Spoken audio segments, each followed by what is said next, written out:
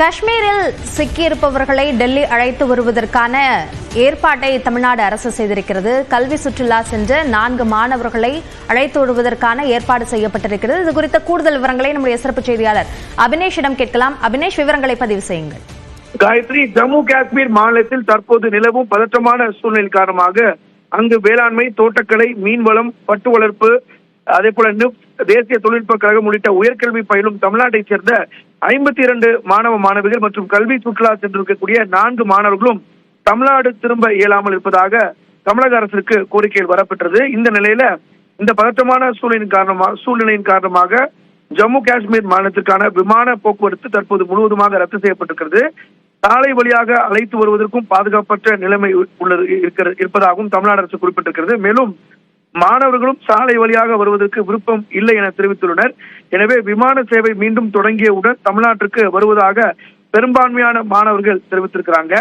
இந்த நிலையில் அரசால் நிலைமை தொடர்ந்து கண்காணிக்கப்பட்டு வருவதாகவும் நிலைமை சீரடைந்து பாதுகாப்பான சூழல் உருவானவுடன் மாணவர்கள் தமிழ்நாட்டிற்கு பத்திரமாக அழைத்து வரப்படுவார்கள் எனவும் தமிழக அரசு தெரிவித்திருக்கிறது. மேலும் கல்வி சுற்றுலா சென்றிருக்கக்கூடிய 4 மாணவர்கள் மட்டும் சாலை வழியாக டெல்லிக்கு புறப்பட்டிருக்கிறாங்க.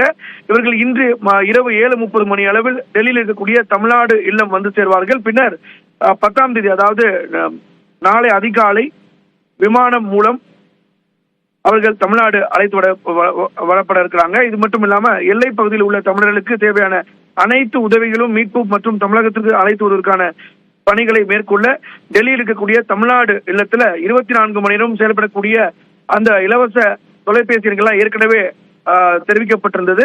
அந்த அடிப்படையில் பாதிக்கப்பட்ட தமிழர்களின் குடும்ப உறுப்பினர்கள் தங்களுக்கு உதவி தேவைப்படக்கூடிய நிலையில தமிழ்நாடு அரசினுடைய 24 மணி நேர உதவி எண்களை தொடர்பு கொள்ளலாம். அந்த வகையில கல்வி சுற்றுலா சென்றிருக்கக்கூடிய 4 மாணவர்கள் மட்டும் இன்று இரவு 7:30 மணிக்கு அளவுல வந்து டெல்லி வர இருக்கிறாங்க.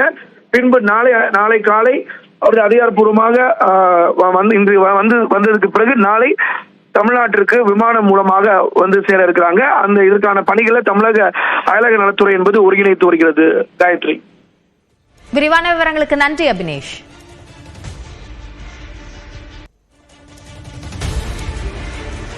சேப்பாக்கம் கிரிக்கெட் மைதானத்திற்கு வெடிகுண்டு மிரட்டல் விடுக்கப்பட்டிருக்கிறது. அதனை முக்கிய செய்தியாக பார்க்கிறோம். மின்னஞ்சல் மூலமாக இந்த மிரட்டல் மைதான அலுவலகத்திற்கு வந்திருப்பதாக தெரிகிறது. இது குறித்த கூடுதல் விவரங்களை நம்முடைய சிறப்பு செய்தியாளர் கோகுலிடம் கேட்கலாம். கோகுல், அந்த மிரட்டலில் என்னென்ன விஷயங்கள் குறிப்பிடப்பட்டிருக்கின்றன? சார்ந்த சோதனை என்பது தொடங்கி இருக்கா? சேப்பாக்கம் கிரிக்கெட் மைதானத்துக்கு வெடிகுண்டு வெடிக்கும் என மிரட்டல் மெயிலானது வந்திருக்கிறது. சேப்பாக்கம் கிரிக்கெட் மைதான அலுவலகத்திற்கு இந்த மின்னஞ்சலானது வந்திருக்கிறது. மர்ம நபர் இந்த மிரட்டல் மெயிலை அனுப்பியிருக்கிறார். குறிப்பாக சிந்தூர் ஆபரேஷனுக்கு அதற்காக பழிவாங்குவதற்காக கிரிக்கெட் மைதானத்தில் 12ஆம் தேதி வெடிகுண்டு வெடிக்கும் என அவர் மிரட்டல் விடுத்து இந்த மெயிலை அனுப்பியிருக்கிறார். உடனடியாக வெடிகுண்டு நிபுணர்களும் மோப்ப நாய்களோடு தற்பொழுது கிரிக்கெட் மைதானம் மற்றும் அதனை சுற்றியுள்ள பகுதிகளில் சோதனை மேற்கொண்டு வர்றாங்க. இந்த இமெயிலை அனுப்பிய நபர் குறித்தும் விசாரணையானது நடத்தப்பட்டு வருகிறது. ஏற்கனவே IPL போட்டிகள் ஒரு வாரத்துக்கு ஒத்தி வைக்கப்பட்டிருக்கக்கூடிய நிலையில 12ஆம் தேதி சேப்பாக்கம் மைதானத்துல ஒரு கிரிக்கெட் போட்டி, IPL கிரிக்கெட் போட்டியானது ராஜஸ்தான் ராயல்ஸ் மற்றும் சென்னை சூப்பர் கிங்ஸ் அணி இடையே நடைபெற இருந்த நிலையில இந்த மிரட்டல் மெயிலானது வந்திருப்பது குறிப்பிடத்தக்கது. தொடர்ந்து வெடிகுண்டு நிபுணர்களோடு போலீசார் மைதானத்தை சுற்றிலும் தொடர்ந்து சோதனைகளை மேற்கொண்டு வர்றாங்க. இந்த மெயில் அனுப்பிய மர்ம நபர் குறித்து விசாரணையானது மேற்கொள்ளப்பட்டு வருகிறது. பாகிஸ்தானில் நடைபெற்ற அந்த சிந்தூர் ஆபரேஷனுக்கு அதற்காக பழிவாங்கும் நோக்கத்தோடு இந்த வெடிகுண்டு வெடிக்கும் என்று அந்த மிரட்டல் மெயிலில் குறிப்பிடப்பட்டிருப்பதாக காவல்துறையோட தகவலாக இருக்கிறது. விவரங்களுக்கு நன்றி கோகுல்.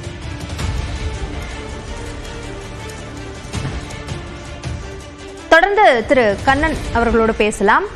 சார், இது போன்ற சூழல்ல ஐநா அமைப்பினுடைய செயல்பாடு, பங்கு என்னவாக இருக்கும்?